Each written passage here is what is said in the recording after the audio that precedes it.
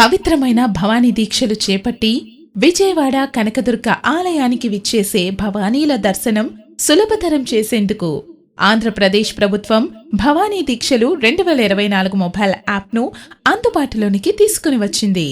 ఈ మొబైల్ యాప్ను భక్తులు ప్లే స్టోర్ మరియు యాప్ స్టోర్ నుండి డౌన్లోడ్ చేసుకోవచ్చు. ఈ యాప్ ద్వారా భవానీలు తమ కొరకు మాత్రమే కాకుండా వారి కుటుంబ సభ్యుల కొరకు మరియు వారి తోటి భవానీల కొరకు కూడా దర్శనాలను బుక్ చేసుకుని ప్రసాదం కూడా కొనుగోలు చేయవచ్చు.